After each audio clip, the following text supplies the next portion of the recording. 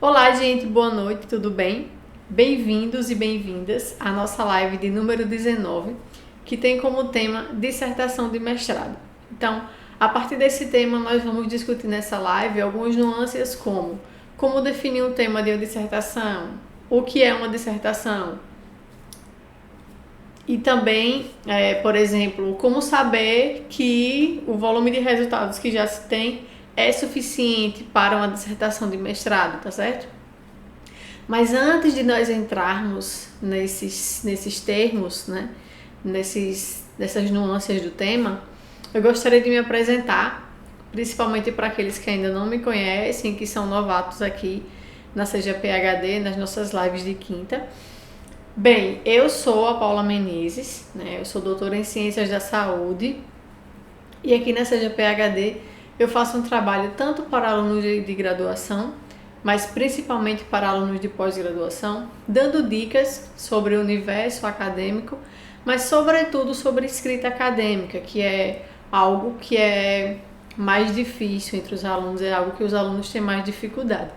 Então, é sobre isso que a gente conversa por aqui nessas lives, todas as quintas-feiras, às 20h30, e eu quero dizer que você é super bem-vindo por aqui, tá bom? Queria já deixar um pedido para vocês de que quem já assiste às nossas lives com frequência e que ainda não é inscrito, que se inscreva, né, para dar aquela forcinha. Quando vocês se inscrevem, quando vocês curtem, né, compartilham, comentam, seguem o nosso perfil no Instagram, toda essa interação que vocês fazem é o combustível para manter esse trabalho funcionando, né? Então a gente precisa desse feedback de vocês para que a gente saiba que estamos indo, né, de encontro com o que vocês precisam e que esse trabalho precisa continuar. Então esse retorno de vocês é super importante para que isso daqui continue, tá bom? Bem, gente, queria dar um recadinho também antes de começar, né? Nós estamos em meio a essa pandemia do coronavírus e o que acontece? A internet ela anda muito sobrecarregada, não sei na casa de vocês, mas aqui em casa é uma bênção. Bem na hora de começar a live, a internet fica instável, né? São muitas lives que estão acontecendo também, então os dados de internet acabam, né, ficando sobrecarregados e aí acontece que às vezes a live trava, etc. Então a partir dessa semana eu tomei uma decisão. Eu vou gravar a live um pouquinho antes, certo? Agora são 18 horas, então eu já estou gravando essa live. Assim que eu terminar de gravar, eu já vou deixar ela como estreia no YouTube. E aí quando for às 20h30, vocês vão ter a oportunidade de assistir essa live em primeira mão, né? Assim como já se fazia anteriormente. E eu vou ficar à disposição, tá? Durante toda a live, lá no bate-papo, respondendo todas as dúvidas de vocês. Qual é a diferença? Que agora, né, eu não vou mais responder falando, eu vou responder digitando lá no bate-papo. Então, essa é uma forma da gente continuar esse trabalho, né, sem ter tantos problemas técnicos como estavam acontecendo nas últimas semanas. E também é bom porque eu sigo aqui um fio da meada só, né? À medida que vocês forem tendo dúvidas, eu já vou visualizando, já vou respondendo, então acho que fica melhor para vocês dessa forma, tá certo?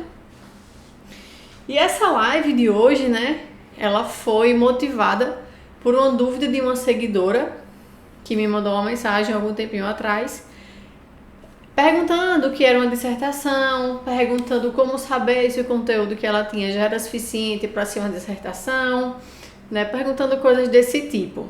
E detalhe, né, aqui a gente tem dois tipos de situação. Aqui a gente pode ter um aluno que tem essas dúvidas porque ele está fora da pós-graduação, ele ainda não passou numa seleção de mestrado, ou a gente pode ter essa situação quando o aluno ele já está no mestrado, né? Mas ele está começando, então ele ainda não sabe muito bem qual é o caminho a seguir.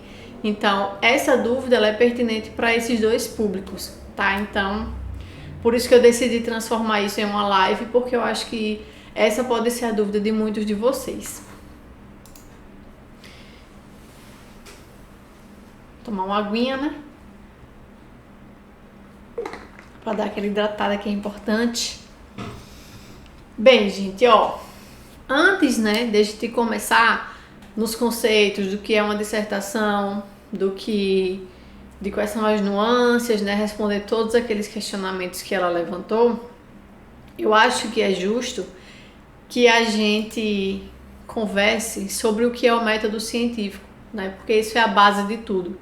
Tanto um aluno que está na graduação e que está fazendo um TCC, quanto um aluno que está na pós-graduação e está fazendo uma dissertação ou uma tese, precisa entender de como que o método científico funciona. Então, eu vou começar, né, compartilhando aqui a minha tela com vocês, por isso que eu já coloquei aí, para explicar através de exemplos simples o que é o método científico, como que é o raciocínio, né, científico para a gente fazer esse tipo de trabalho, tá bom? Então, vejam só, imaginem que nós temos aqui uma planta, né? E aí a pessoa, ela observou que essa planta, ela precisa crescer. Só que para ela crescer, vai ser necessário, né, usar algum tipo de fertilizante para ajudá-la. E aí qual é o problema que a pessoa se deparou aqui, né? O tema desse problema seria plantas, crescimento de plantas, alguma coisa assim. É a área que nós estamos no exemplo, né? E aí a pessoa observou isso. Observar por si só vai ajudar a pessoa a ter a ideia. Então ela observou algo, ela observou que existe um problema ali e que talvez esse problema possa ser resolvido através de uma pesquisa. E aí veio então a pergunta, né? Então ela estava ali naquela área de crescimento de plantas e ela observou aquele problema, ela pesquisou, ela viu que ela amadureceu a ideia, ela pesquisou e viu que realmente não se tinha uma resposta para aquilo, e aí veio então a pergunta de pesquisa: qual tipo de fertilizante é melhor? Se ela tinha 2 tipos de fertilizante, né? E aí veio a hipótese. Então, ó, ela tinha aqui em mãos 2 tipos, mas veio a hipótese. As plantas que são cultivadas com fertilizante do tipo A, elas crescem mais rápido. Então existiam 2, um tipo A e um tipo B, e a gente pode incluir também um tipo C para fazer uma comparação, né? Então, no método científico é exatamente esse caminho que a gente faz. A gente chega aqui na hipótese. O que é a hipótese? O que a gente espera do trabalho? A gente sempre espera alguma coisa, a gente sempre desconfia de qual é o resultado que vai vir. Ou a gente é otimista em favor de algum tipo de resultado. Então essa é a hipótese da pessoa, que o fertilizante A é aquele que é bom para o crescimento das plantas, né? E aí então vem o que? O método, né? Vem a metodologia, vem o caminho, o passo a passo que você vai fazer para chegar no resultado que vai comprovar ou que vai negar a sua hipótese. Então a metodologia, ela precisa ser bem desenhada. Você pode pegar a metodologia principalmente de outros trabalhos, né, parecidos e usar no seu trabalho, ou você pode desenvolver e validar uma metodologia para fazer. Então, foi o que a pessoa fez aqui. Ela pegou os fertilizantes A e B que ela já tinha e também pegou um fertilizante C para testar. Então, a metodologia nada mais é do que você fazer testes, né, a fim de você alcançar resultados que vão responder ou não à sua hipótese. Então, foi feito aqui os testes com os 3 tipos de fertilizante. E o que foi observado, então, nos resultados, que é a próxima etapa? Que realmente, ó, o fertilizante A, ele foi melhor para contribuir com o crescimento da planta, né? Os outros também contribuíram, mas não tão bem quanto o fertilizante A. Então, aqui eu vou tirar, né, as minhas conclusões a partir desse resultado. Eu vou analisar esse resultado, vou comparar esse resultado com outros trabalhos, ver como que os trabalhos fizeram, né? Se os trabalhos tiveram resultados parecidos, se os trabalhos tiveram resultados totalmente diferentes. Então tudo isso vai me ajudar, né, na argumentação para explicar esses resultados, ou seja, para discutir esses resultados. E por fim a gente tem a conclusão. O que é a conclusão?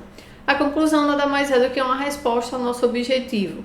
Qual seria o objetivo aqui? Determinar qual tipo de fertilizante é melhor para o crescimento da planta, certo?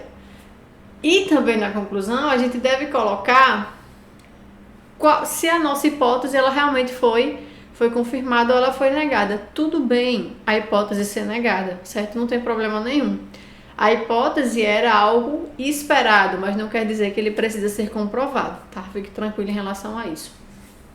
Nesse nosso exemplo, foi comprovado que a hipótese realmente estava correta, né? A hipótese estava certa, tá? Então, vejam, através de um exemplo simples, a gente consegue compreender o que é um método científico, como que o método científico ele se desenrola. E isso é importantíssimo para a gente entender os tipos de trabalho que a gente faz. É importantíssimo para a gente entender como a gente faz um TCC, como a gente faz uma dissertação, como que a gente faz uma tese, tá bom?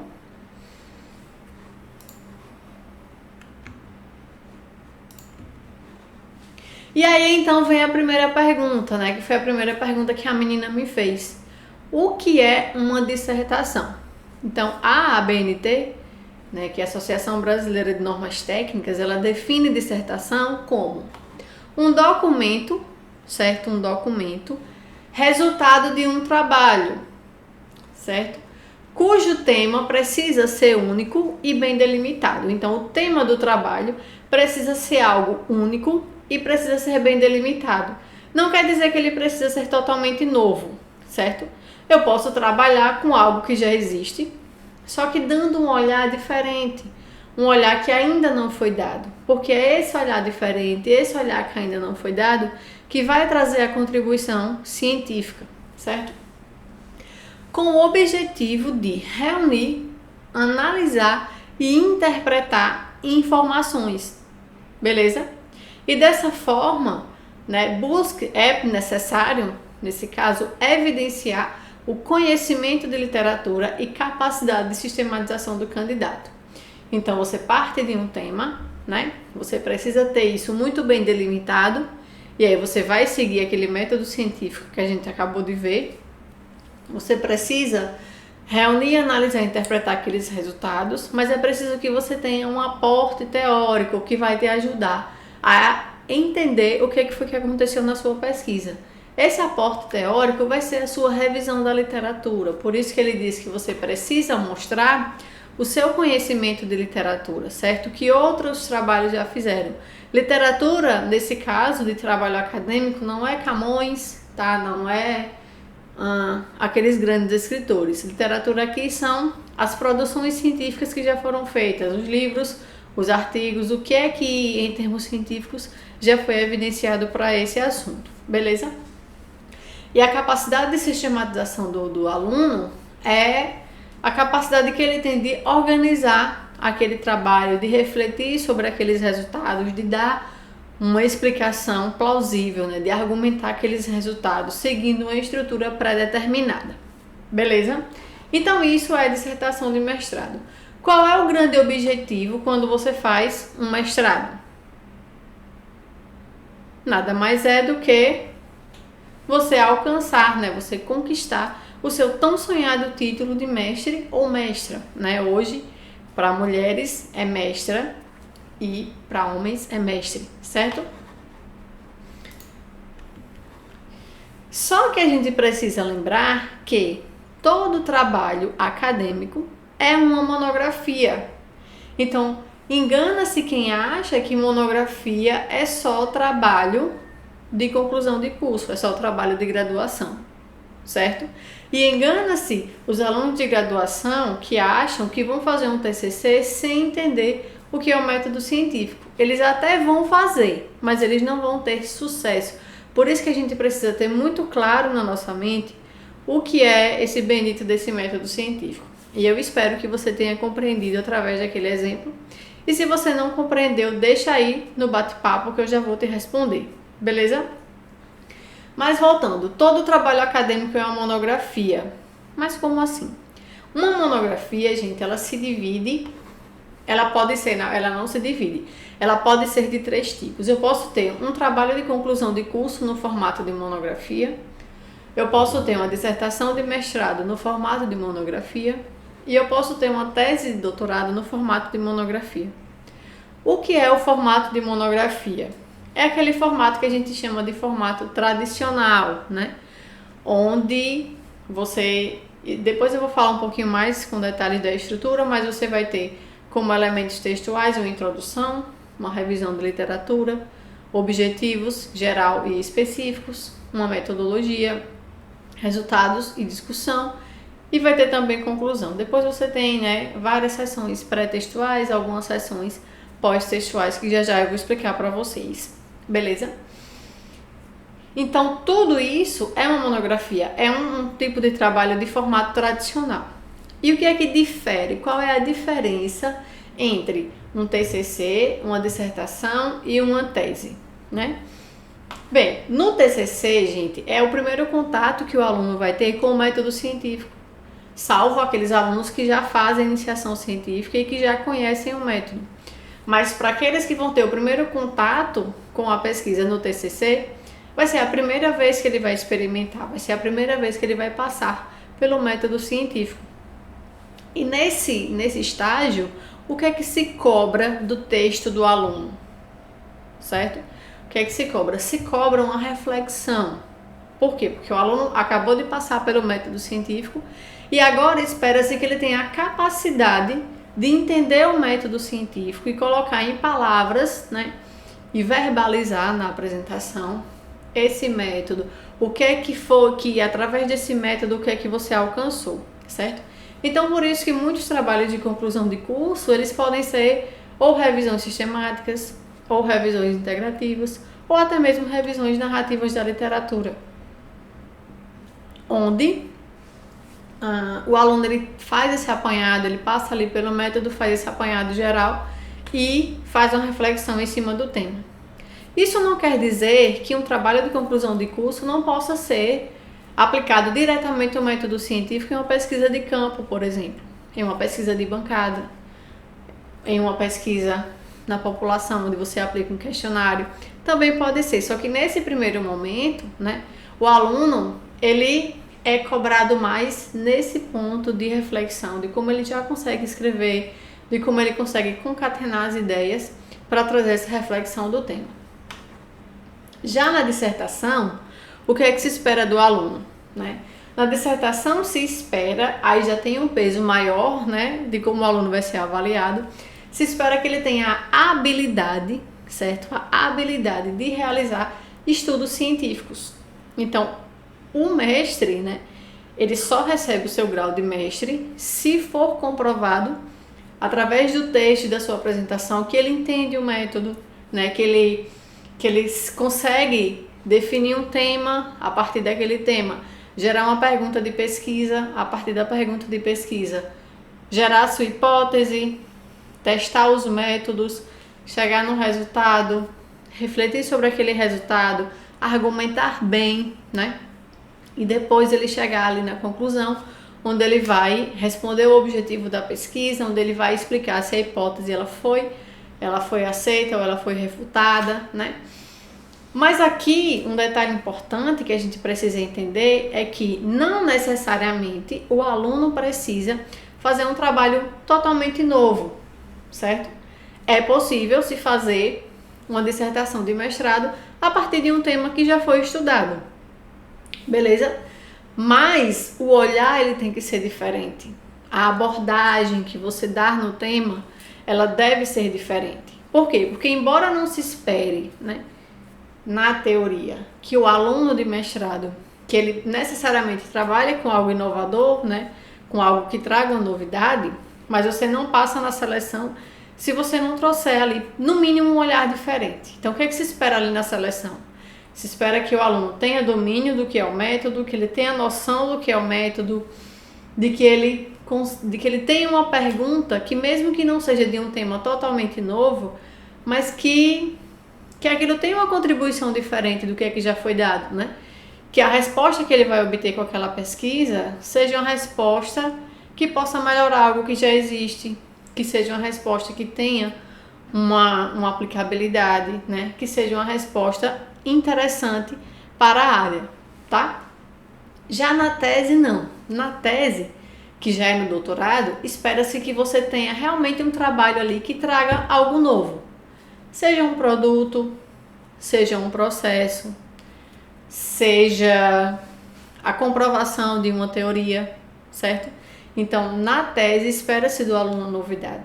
E por que o grau do que se espera do aluno vai aumentando? Primeiro porque, né, no TCC é o primeiro momento que o aluno vai passar por aquilo. Então, é a primeira experiência dele. Então, além disso, ele vai ter um tempo muito menor para fazer. Às vezes, ele vai ter um ano, né? Ou ele vai ter apenas um semestre, 6 meses para fazer a pesquisa, assimilar tudo. Então, para um aluno de graduação que está ali naquele primeiro contato, é difícil realmente, né, assimilar tudo. Já na dissertação, ele já vai ter mais tempo. Ele já vai ter 2 anos para fazer a pesquisa. Enquanto na tese ele vai ter 4. Então, agora dá tempo dele pensar em algo novo, de desenvolver, de dar errado, porque vai dar errado. Sempre acontece, né? Fatalmente, em algum momento, algum experimento vai dar errado. Então, você tem esse tempo, né, para conseguir desenvolver algo realmente novo.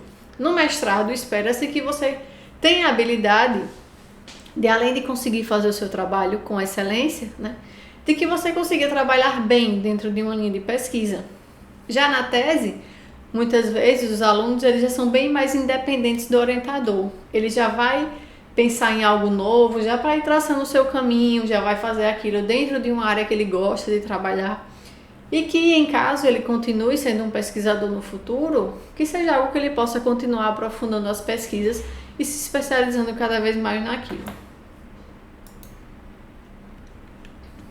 Aí a outra dúvida, né, que paira entre os alunos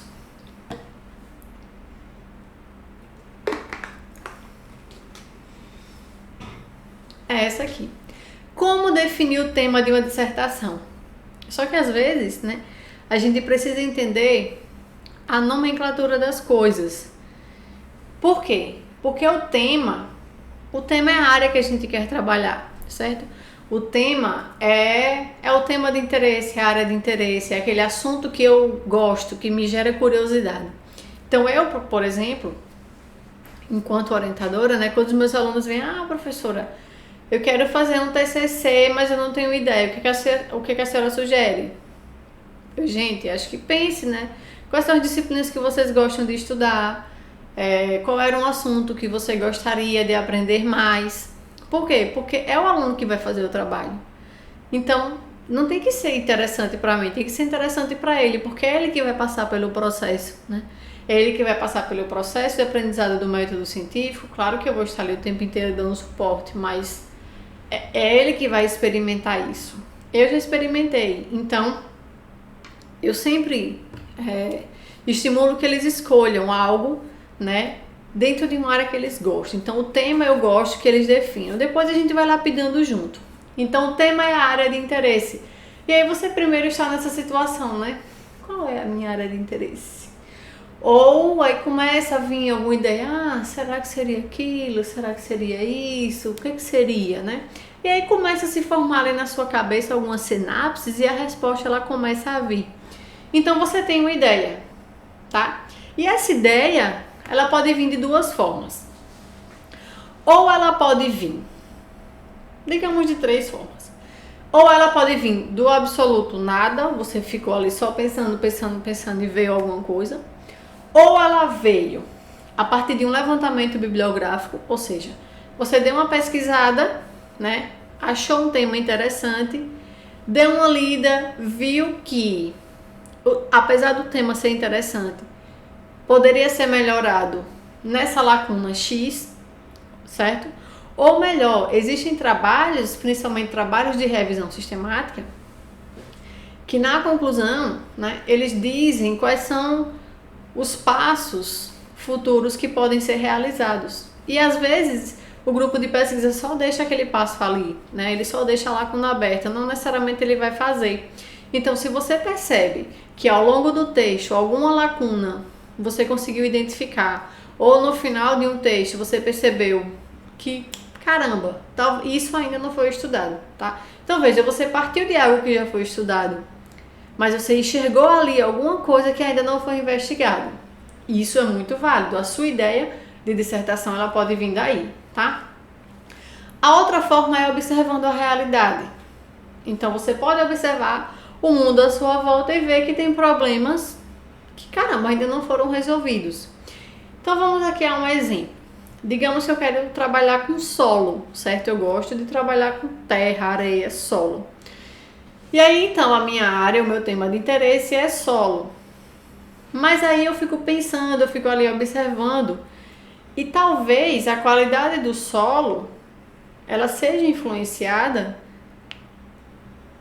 por exemplo, agora que estamos em isolamento social, né?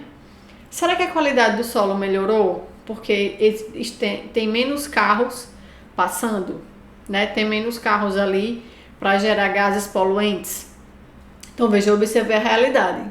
Eu quero trabalhar com um tema, quero trabalhar com solo, tá? Definir o meu tema, a minha área. Depois eu fui, observei a realidade, pensei, né? Será que agora no isolamento social a qualidade do solo está melhor? Então eu tive a minha ideia. Qual é a minha hipótese depois que eu tenho a ideia, né? Eu tive a ideia junto com a pergunta de pesquisa. Será que a qualidade do solo melhorou? E aí vem a minha hipótese. A qualidade do solo deve ter melhorado em função do isolamento social que acarretou numa redução do número de veículos circulantes, né? Veículos emissores de gases poluentes. Essa é a minha hipótese. Beleza? Então, quando eu chego aqui, que eu observo a realidade, que eu tenho a minha ideia, defino a minha pergunta, né?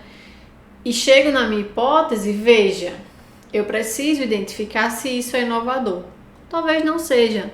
Talvez estudos de qualidade do solo já tenham sido feitos.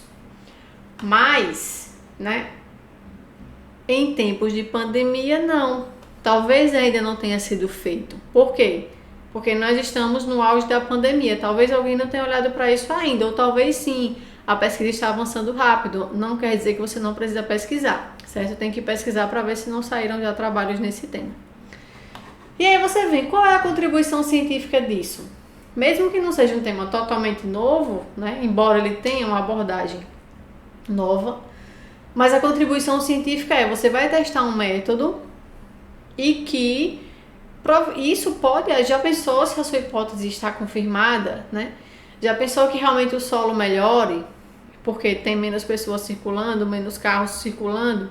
Então isso pode ter uma contribuição científica para trabalhos futuros, né? Para decisões de gestão futuras, quem sabe? Então você definiu aqui o seu objeto de investigação. O que é o seu objeto de investigação? Estudo do solo em tempos de pandemia. Você definiu isso do nada? Você delimitou isso do nada? Não. Você refletiu bastante sobre isso e você pesquisou, né? Então esse é um processo, gente, que não é eu sentei aqui agora, já tenho uma ideia. Não, às vezes demora dias. Às vezes para eu ter uma ideia, demora dias. Por quê? Porque eu sei o tema, eu sei a área.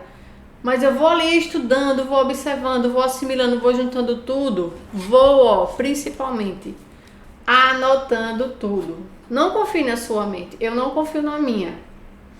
Eu sempre acho que eu vou esquecer. Então eu vou, anoto uma coisa ali.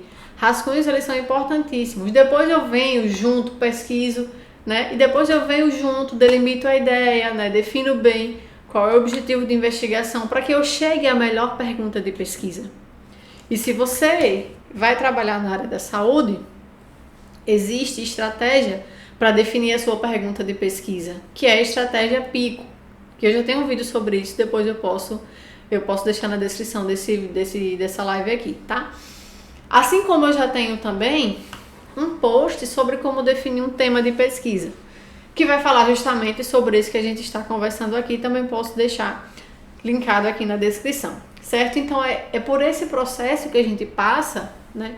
Desde você ter o tema, a área de pesquisa, até você chegar na sua pergunta de pesquisa, na sua hipótese, no seu objetivo, ou seja, até você ter a sua pesquisa bem delimitada. Afinal, pelo conceito da ABNT, é isso que se espera em uma dissertação de mestrado, né? Que você tenha uma pergunta delimitada, um objetivo claro, né? E específico, tá bom?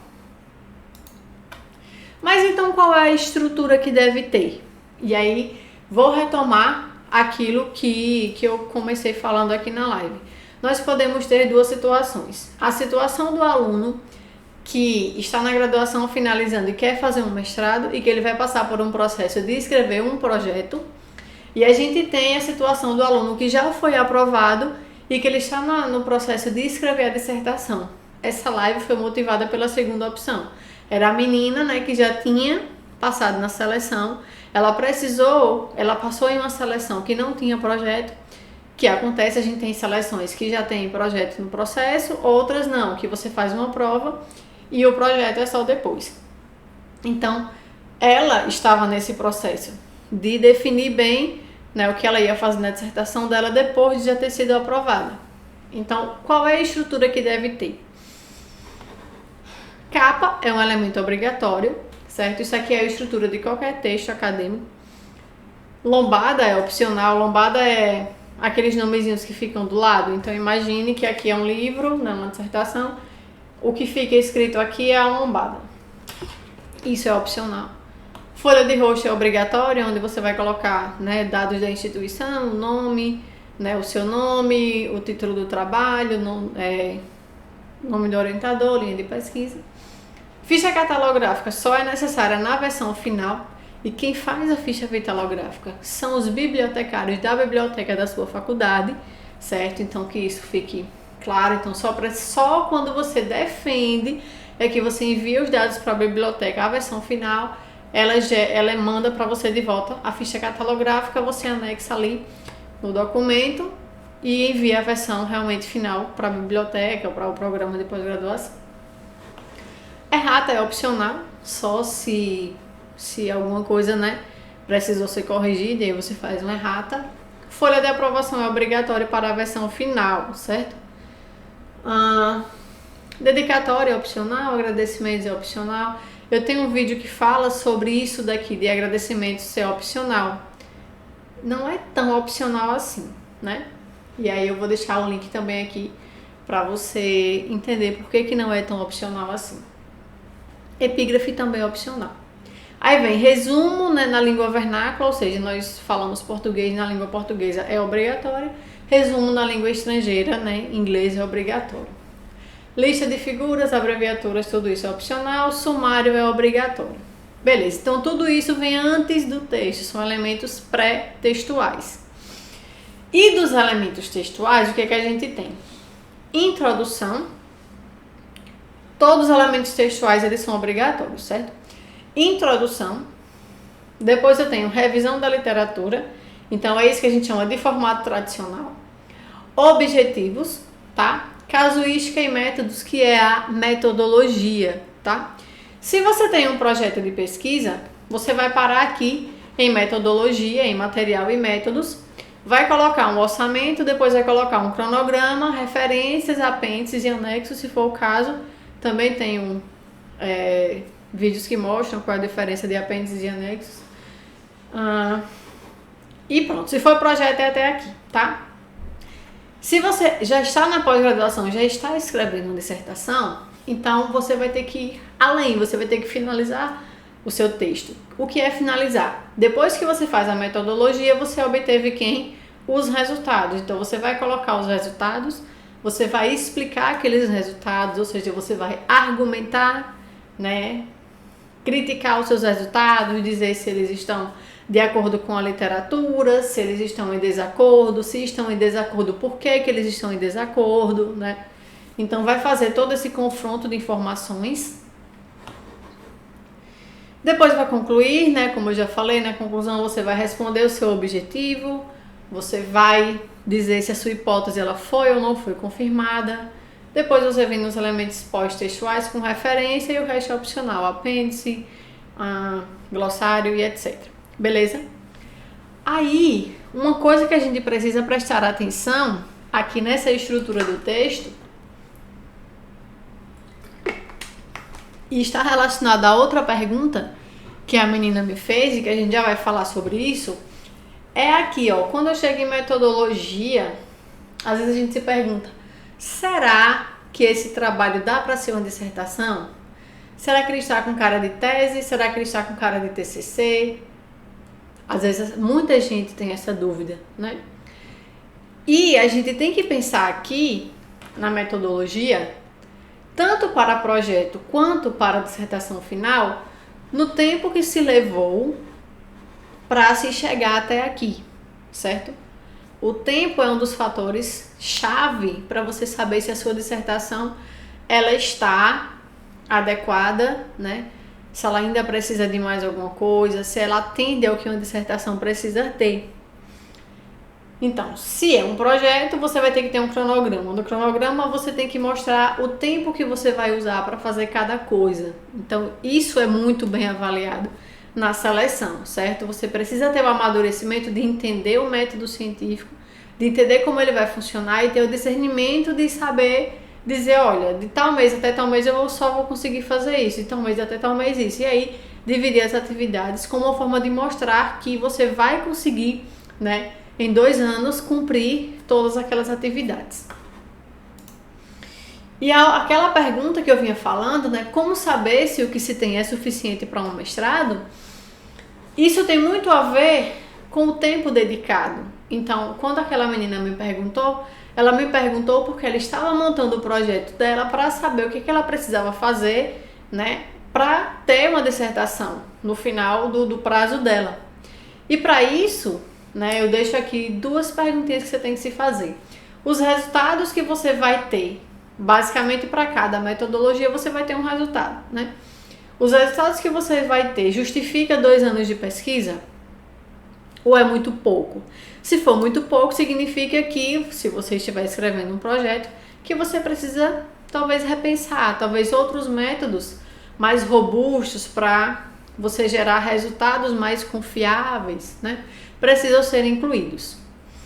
Outra coisa, os seus resultados, se você já tem os resultados, eles dão suporte à hipótese? Isso é importante. Lembram que a hipótese é um elemento fundamental do método científico? Porque se eu tiver 20 resultados, mas se eles forem resultados sem pé nem cabeça, que não tem nada a ver com a hipótese do trabalho, você não tem uma boa dissertação, você tem uma coxa de retalhos que não terminou de ser feita, né?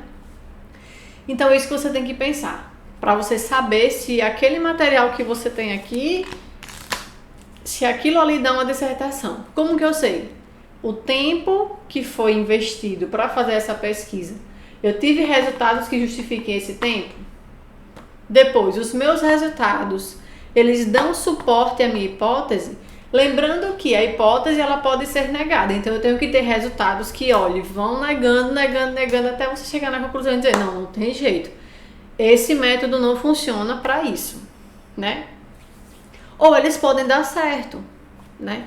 E aí a cada resultado que você faz, você vai confirmando o resultado anterior e vai mostrando que, caramba, esse negócio realmente funciona. E fatalmente você vai chegar na conclusão com um resultado confiável, com um resultado fatídico, certo? Então, para a gente saber se uma dissertação, né, se ela está boa, além do jeito que você escreveu, claro, a escrita ela é fundamental, não adianta você ter bons resultados se você não soube escrevê-los bem, então está tudo conectado, né? Você tem que ter as informações que justifiquem o tempo, você tem que ter os resultados que suportem a sua hipótese, mas você tem que ter aquilo. Esse suporte é um suporte também de escrita, da forma como você defende, da forma como que você escreve e concatena as suas ideias, tá? Vou aproveitar esse exemplo aqui, quando eu falei do tempo, para mostrar como que tem que ser um cronograma, né? Esses dias eu vi uma dúvida de uma aluna que estava se preparando para o projeto de mestrado e ela não sabia como fazer o cronograma, já era outra aluna, certo? E aí veja bem, se eu vou passar 24 meses fazendo um mestrado, né? Eu preciso ter, tudo é avaliado numa seleção, mas o entender do método, ele é crucial para você ser aprovado.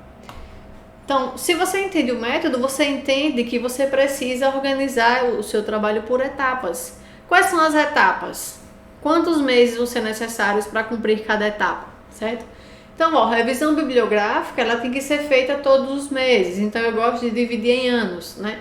Por exemplo, aqui 2020 e 2021. Então, todos os meses eu vou fazer a revisão bibliográfica. Cumpre disciplinas, aí tem que ver, né, quantas disciplinas vão ter no programa, tem que dar uma pesquisada, ver como que elas são ofertadas. Aqui eu coloquei no primeiro ano. Preparo das amostras, então, aqui é a minha primeira etapa já, né, vou preparar as minhas amostras em 2 meses. Depois eu vou caracterizar as minhas amostras, ou seja, eu vou investigar, né, quais são as características que essa amostra tem, como que ela se comporta, né. Depois eu vou fazer testes in vitro, vou fazer testes, por exemplo, em células, vou fazer teste em laboratório. Depois eu posso testar isso em vivo, eu posso testar isso em ratos, eu posso testar isso, né, em algum tipo de ser vivo. Depois eu posso fazer análise microscópica, que normalmente ela vem depois, né, de ensaios em vivo, para você entender a histologia da coisa. E aí eu finalizaria aqui 2020 com essas atividades. Em 2021, eu continuo fazendo revisão bibliográfica todo mês. Você pode, inclusive, colocar reunião com o orientador também todo mês. Aí aqui já posso colocar organização e análise estatística dos dados, né? Exame de qualificação, elaboração da dissertação, preparação de artigos, patentes, defesa, né? Então, veja, tudo isso está organizado, né? Mês a mês, o que é que eu vou fazer a cada mês.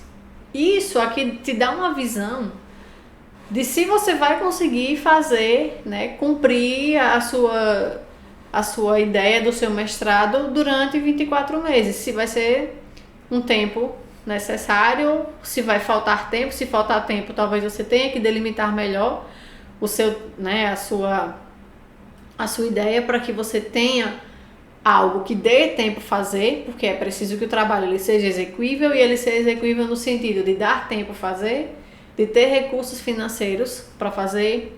Se o seu grupo não tiver recursos financeiros, mas que você tenha parcerias que garantam que o trabalho vai ser realizado, então tudo isso tem que ser pensado, né? Toda a logística tem que ser pensada, e tudo isso contribui para o seu produto final, que é a sua dissertação. Tá bom?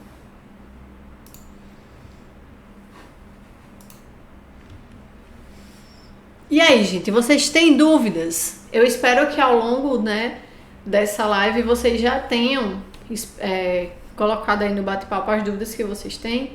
Se vocês já foram fazendo isso, eu já devo estar respondendo, né?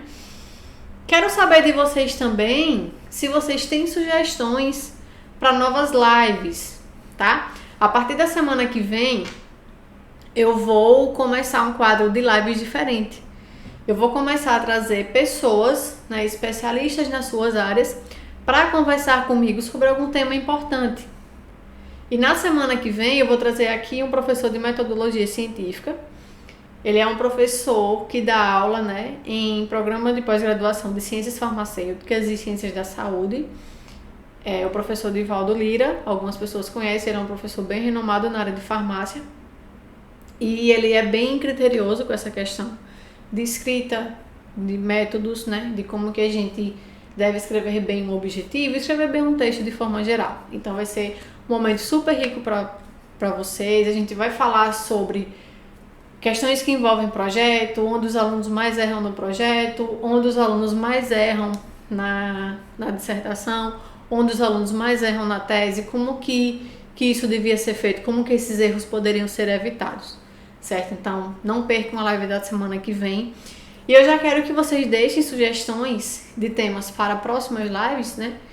E algumas vezes eu posso vir aqui sozinha conversar com vocês, como eu tenho feito. Outras vezes eu posso trazer especialistas para a gente também ter esse debate, sempre no sentido de trazer a melhor informação para vocês, sanar a dúvida de vocês, para que vocês tenham uma ótima experiência na pós-graduação. Que a pós-graduação não seja um mistério, que aqui a gente desmistifique, né, que você consiga ter sucesso aí no sonho de alcançar o seu título de mestre e mestra, doutor ou doutora, né,